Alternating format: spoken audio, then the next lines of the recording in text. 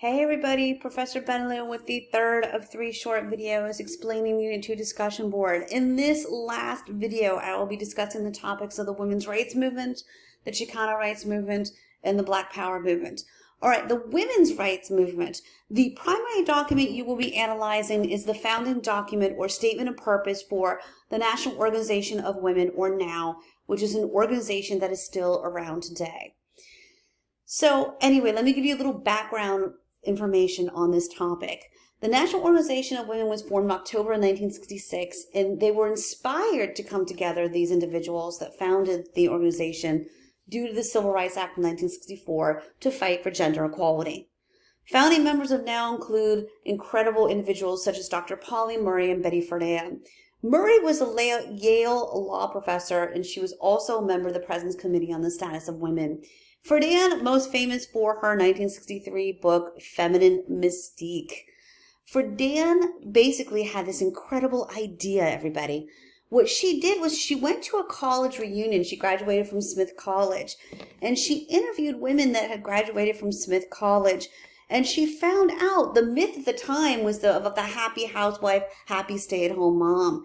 And she discovered that that was not true. She discovered that a lot of women were not fulfilled and that they were looking for something else, something more. They were yearning for a career. So she turned her findings into her groundbreaking 1963 book called The Feminine Mystique. I personally feel that every woman should read The Feminine Mystique. It's an incredible, incredible book. I'm a very active person, and it's interesting because when we're on a semester break, we go, oh my gosh, it's Tuesday. Oh yeah, I don't have to chat today. We're on a break. So it's really, really interesting to me. So I checked out The Feminine Mystique from the library, and I'm reading it during a semester break. And I love reading. It's one of my passions. And that's how I relax for like a half hour before I go to bed as I read. And so one night I'm on the couch reading my book, reading The Feminine Mystique. My husband's on the other side with me on the couch watching TV. And all of a sudden I went, oh, and he went, what? What's the matter? I said, it's interesting. One of the findings in there totally resonated with me.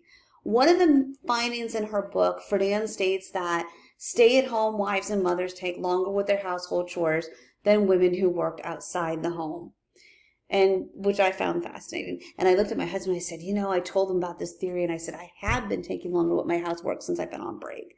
So really, really interesting book. The one flaw with Friedan's book is that it mainly geared towards white middle-class women.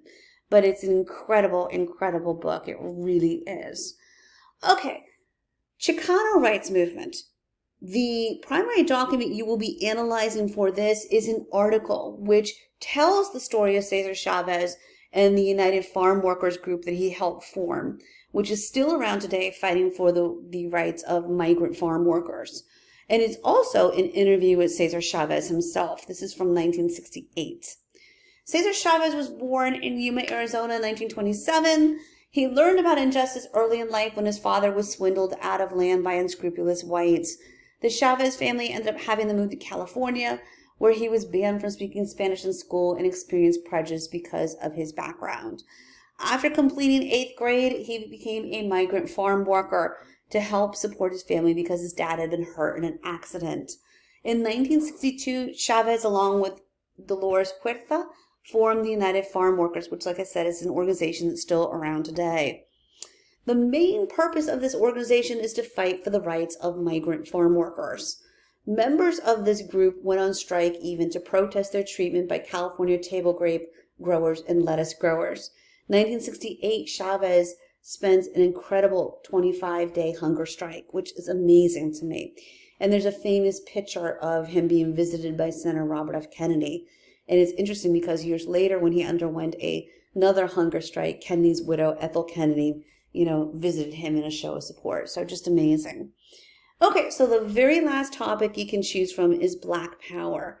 And the primary document that you will be analyzing for this topic is basically an opinion piece regarding the civil rights movement and regarding the rise of the Black Power movement and the rise of the Black Panthers. Very, very, very interesting. Again, all these topics are very interesting and have plenty of research information out there on them. You just have to find the one that interests you the most and go for it. So Black Power, you got to understand, everybody, there was a split in the civil rights movement after a while.